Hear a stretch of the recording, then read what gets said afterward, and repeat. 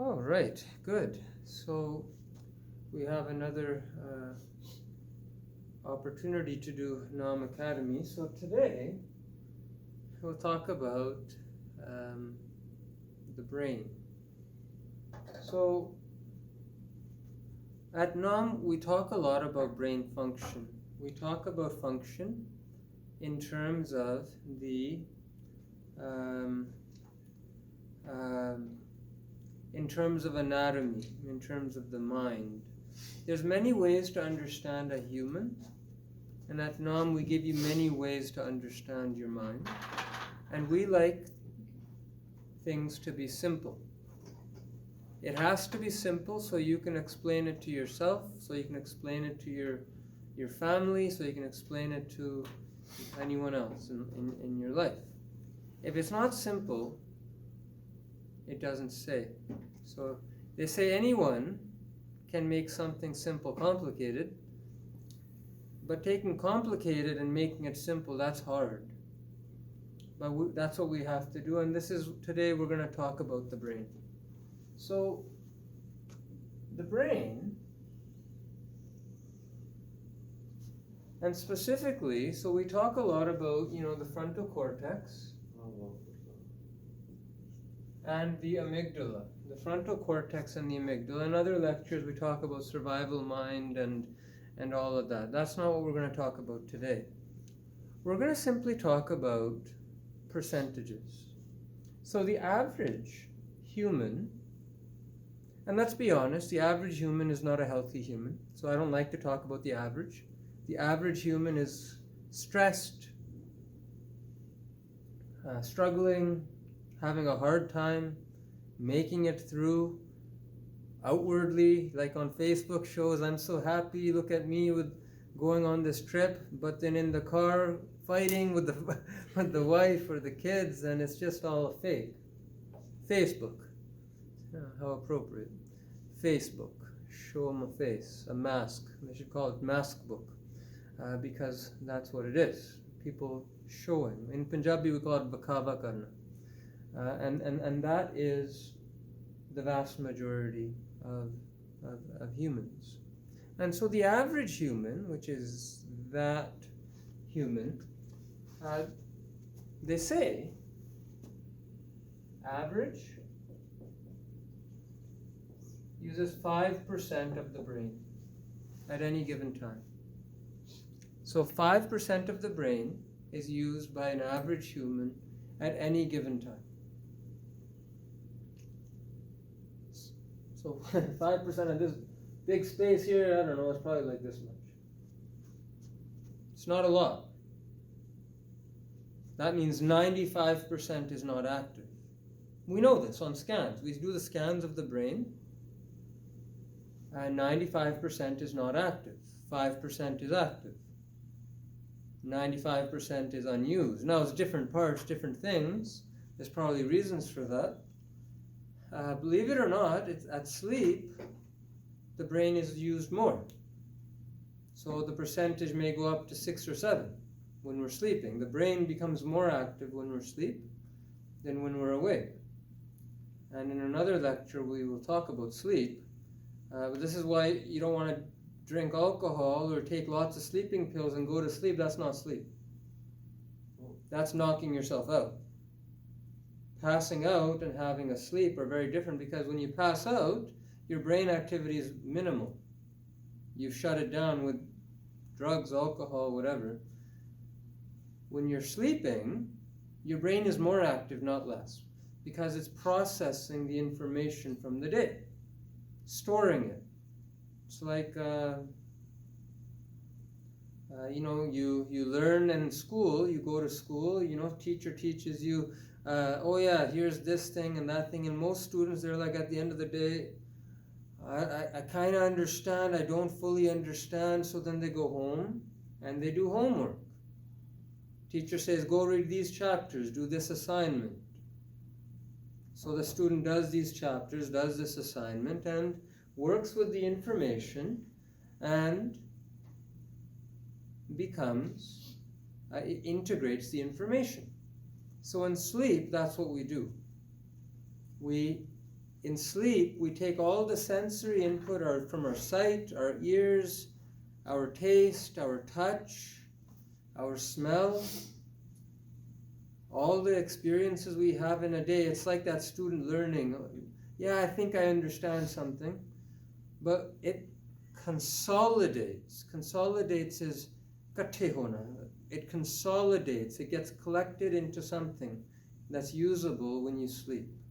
And that's why it'll bump up from 5%. So the average human uses 5% of their brain.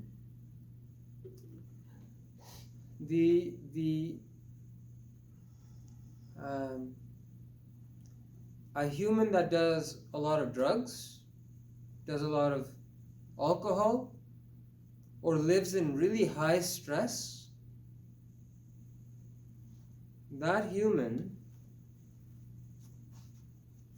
their brain function goes even lower. Maybe 3%. So maybe instead of this, maybe they're just using this. And in that 3% function of the brain, you know, let's see, 10% use karde hain. When we use 3%, all of a sudden, we have fewer options. So at 5%, you know, at 5% of the frontal cortex function, the long-term thinking brain, you might have access to, you know, for, let's say, a decision you need to make, you might have 10 choices.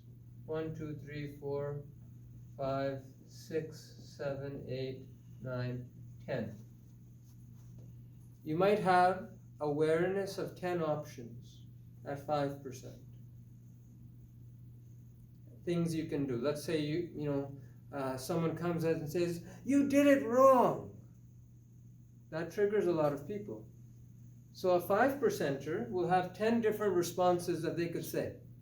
Maybe one is, "It's okay, whatever." Maybe another is "Punch him in the face." And maybe another one is sarcastic, like, "Oh yeah, you think you could do it any better?" So 10 different responses, some of which promote peace, some of which cause, but at least there's 10 options. Maybe one of them is good. A 3% brain will have fewer options. Maybe just 1, 2, 3, 4, 5. And not just any options, but probably of the more basic options, the survival mind options. A 3% brain will be more governed by the amygdala. A 5% brain will be more governed by the frontal cortex with some amygdala. And so these options won't just be random. They're likely to keep some of the, like punch him in the face, and probably likely to remove some peaceful options like, "Oh, it's whatever. They're having a bad day." When the brain function gets less, the options get less. When the options get less, you are more likely to choose a bad road, right? If someone tells you, you have, here, why don't you eat these 3 meals? This one smells funny, this one is 5 days old, and that one is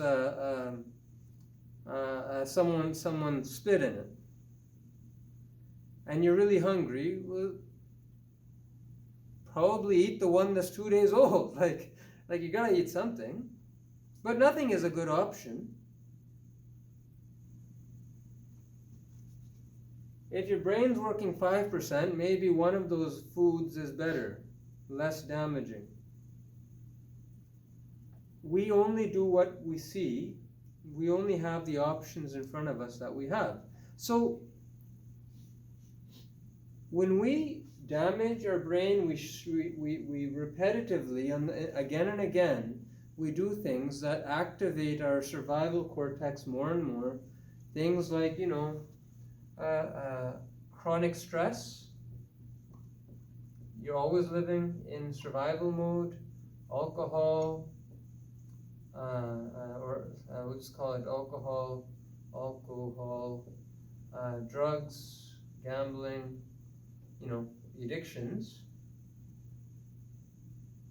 Lots of people say they don't have addictions, but lots of people have chronic stress. They have chronic drama in their house, and the effect is the same because our head actually it's like a plumbing.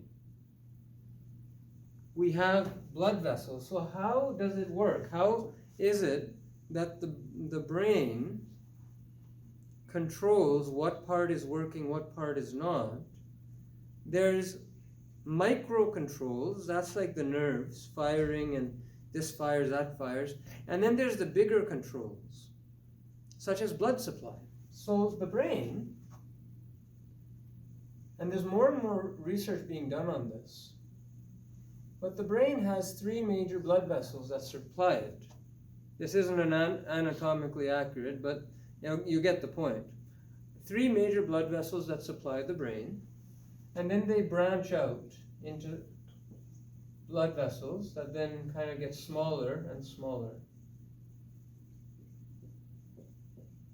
So we have 3 different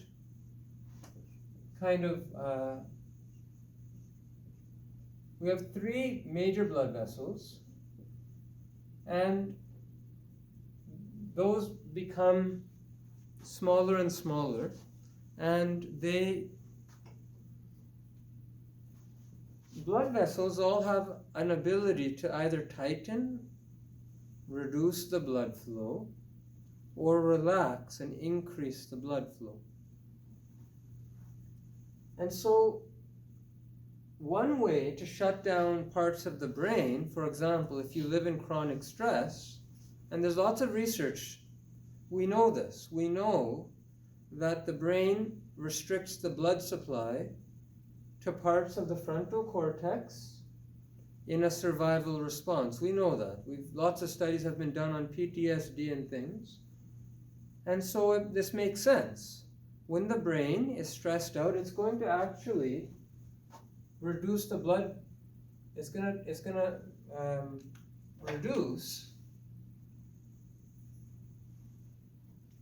Just gonna grab a marker that works. Here we are. It's going to actually reduce the blood supply to certain areas. And if the blood supply lessens for too long, that part of the brain will begin to shrink. If the blood supply is bigger for longer, that part of the brain may well grow, and there's evidence of that, such as some studies on meditation that show that some parts of your brain can grow when you meditate, and we'll talk about that. But the point is whenever there's chronic stress, you're going to get some squeezing of the blood vessels, and that's going to turn off or reduce some part of your brain.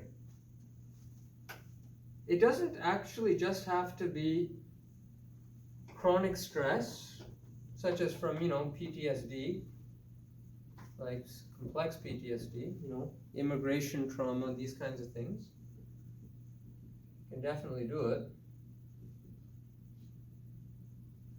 ACE score, adverse childhood events, all of that can generate the chronic stress, but it can actually also be concussions, head injuries.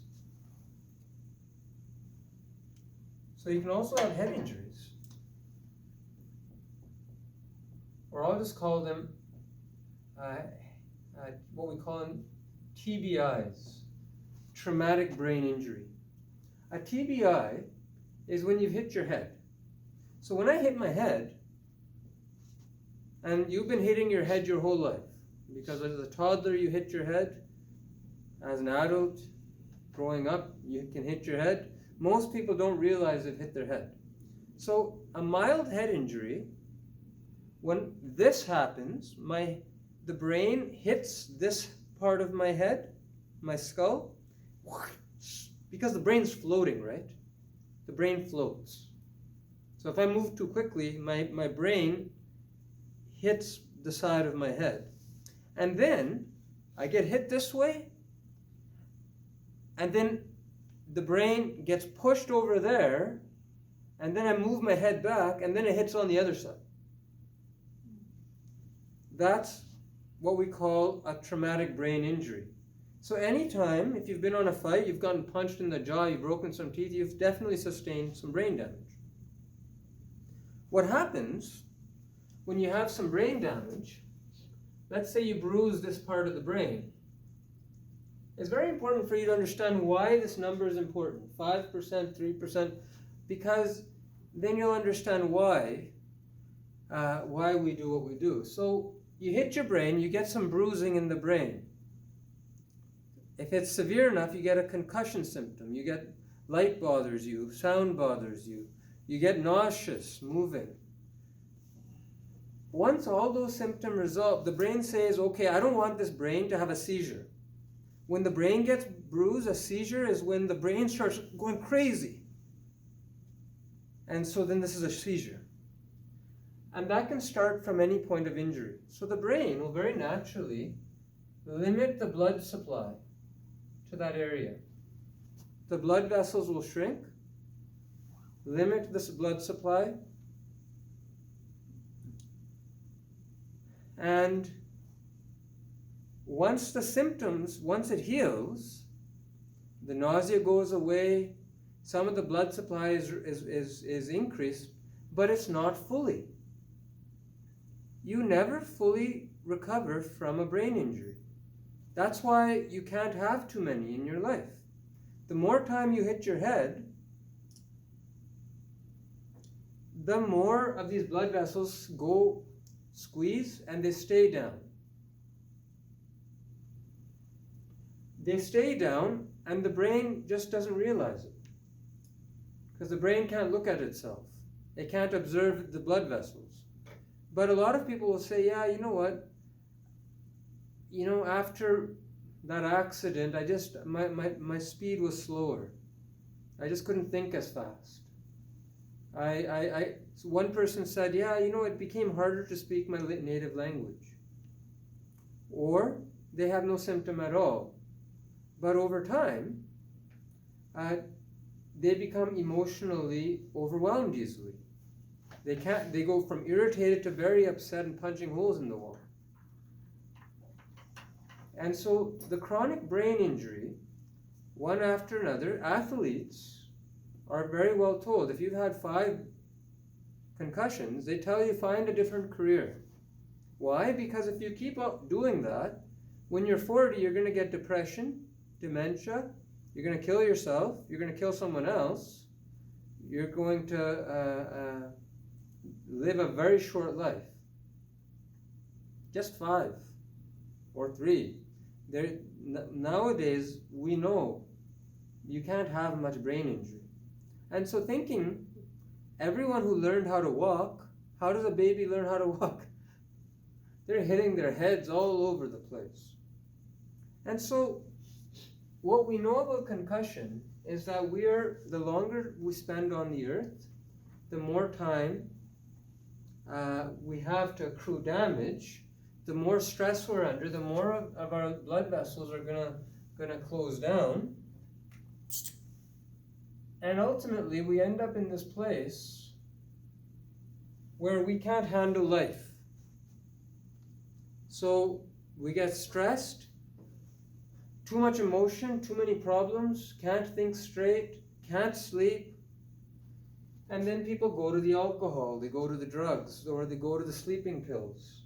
They go to something to just get control.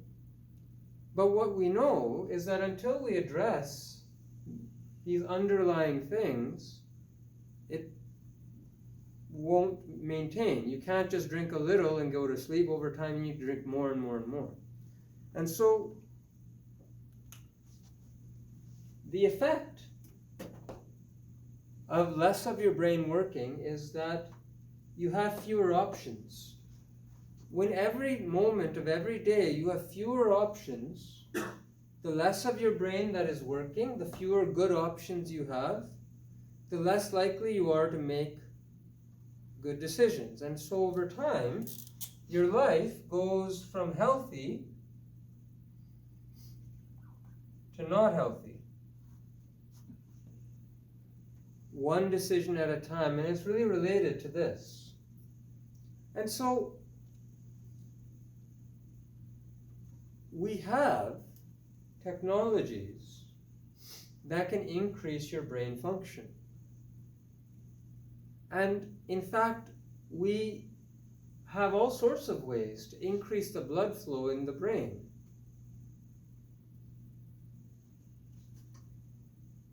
But it has to be daily. Why? Because we know, for example, ways to increase the blood, so increase the brain blood flow, so cerebral blood flow. There's certain things that really have a drastic effect at increasing that. That's things like meditation. Lots of studies on that. Journaling. A lot of our recovery activities have been shown that once you do them, more blood flows to the brain, and that stays for a couple of hours. So let's say you do 20 minutes of meditation. Let's say you're this guy or lady. You're a 3%er. You do a 20-minute meditation. What happens is now you can maybe become, for a little bit, let's say you can become a 7%er for 4 hours. So you meditate, you increase the blood flow to your brain, and for a period of 4 hours, you have access to 7%. In these 4 hours, all of a sudden, you have a lot more options. You have 20. And maybe half of them don't involve punching the person in the face. Maybe they involve some options that are actually good for weeks, months, or years. Maybe you get one magic option for just healing your whole conflict. A lot of times, when your brain function works better, you're more likely to say, I'm sorry. You know, there's nothing that's quite as healing as I'm sorry, or I forgive you.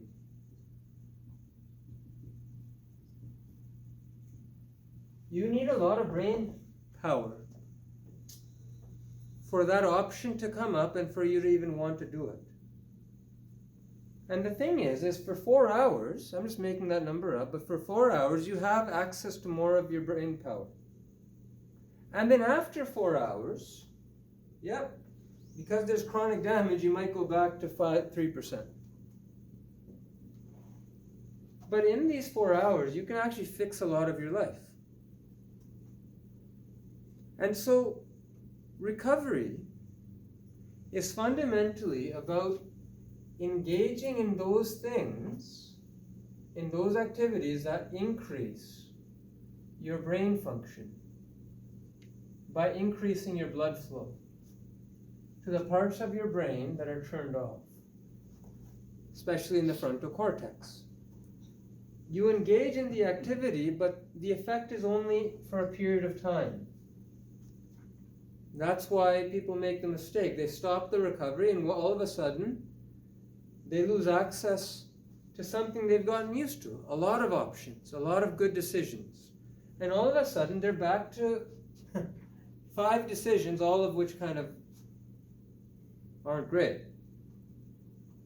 And so then they make poor decisions, the life stress goes up, and when life stress goes up, they punch someone in the face.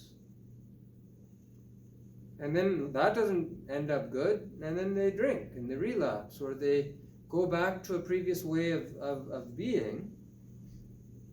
And none of that has anything to do with the reason, which is simply that the blood flow to the parts of the brain that help think long term was reduced. We have technology, and yes, I call it a technology. Meditation is a technology. Journaling is a technology. Breathing is a technology. Mindfulness is a technology. Prayer is a technology. Spiritual practices are a technology. Reflective practices. Reading a book that really pushes your brain. You know you're increasing your blood flow when you feel like it's hard to do that. When it's hard to do something, like you're opening up blood vessels. You're opening them up. And that causes fatigue. Lots of people after therapy opens up blood vessels. After therapy, they feel tired for a long time. That's good.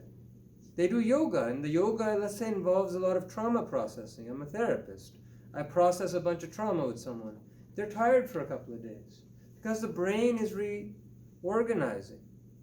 We even have technologies like biofeedback or neurofeedback that, when parts of the brain aren't functioning, the brain gives off energy. It gives off signals. We call these brain waves. The whole body gives them off. Some technologies involve just reflecting that back to the brain. And it's almost magical, but the brain can see itself. And it's like, oh, in that information, in that electrical information, somehow it can see that blood vessels have been closed a long time, and then it knows how to open them. We use that a lot, especially with people who've had a lot of head injuries. There's lots of ways to open up the brain. Cool thing about biofeedback, neurofeedback, those effects are often permanent. And so we like it in recovery. We like permanent solutions that can open up the door, make things easier that were hard. But nothing replaces this reality that if you've chronically been working at a 3%, it's going to take time, even if you do recovery, for a couple of hours, a day at most, it's going to stay high, and then it's going to go back. And so we have to maintain it. We have to discover the practice that does this for us, that gets it to 7%, and then we have to practice it regularly. And if we keep doing that, all of a sudden our life stressors get less, and we can keep it up for longer. 8 hours, 18 hours, 24 hours. It stays there longer and longer. And this is why people in recovery oftentimes are healthier than the average population. They're happier than the average population. It's because more of their brain, the average population is 5% because of chronic stress, head injuries, that they don't realize are significant, the drama in their life and all these things. They're operating with 5%. They have 10 options. Fewer of them are good, whereas a person in recovery, through their daily practice, has to have 7% at least. I am making that number up, but just take it metaphorically. So that they can have access to their, 20 options, 30 options. Every situation has so many options. So you don't have to make the bad decision. You don't have to make the bad decision. Your best decision is to do some of these things every day. Connect to self, connect to others, commit to daily practice. Each of these will have the effect of forcing your brain to open a little bit. Spending time with someone whose brain function is a little bit better than yours will help push you to a better brain function. When your brain function is better, you'll not really want to hang out with a 3%er because you'll see how limited they are. You'll see in their options how poor those decisions are. As your brain starts working better, you'll be able to see so clearly how this person is messing up their life and doesn't even realize it. They could say, I'm sorry, that would totally stop this whole chain, but they don't see it. You'll see it. And that person, by spending time with you, they'll start to see it. If you're in a family and you become a 7%er, more often than not, slowly your family will become 7%. They'll have to learn how. That's their journey. But the thing is don't sit at 3%. Don't even sit at 5%. Recovery isn't just for... I remember when I was a student, a psychologist said to me, hey, you always say we when you're talking about recovery. People are going to think you're an addict. And you know what? It's true, I always say we. I consider myself to be a person in recovery. I don't drug or do alcohol, but everyone's got something addictive in their life. We all got to cope. The thing is my brain functions with my daily practice to far greater than the average population, which allows me to sustain an amazing level of function, which I need to run on. And I can't forget the daily practice, because one day I don't meditate, holy crow. I wonder, I worry, I wonder how it's all going to work out, and it's overwhelming. So I don't make that mistake. I always meditate, I always pray, I always do my self-therapy practice. So I very proudly will say I am a person in recovery, and recovery is for everyone. Because I'm not happy with 5%. And I don't think you should be either. I think our society would do better, could do better, with more brains working at a greater percentage. So in this lecture, we talk about how the brain neuroregulates. Autoregulation is what they call this. And it will respond to brain injury by squeezing. It'll respond to chronic stress, lots of cortisol and things. It'll squeeze, and you will lose that function. And you need that function. You can have that function, and with that comes all the good choices in life to enrich your life, to make it simpler, not more complicated. And so this is the neurologic basis of the daily practice. And so I'll just pause there for some questions.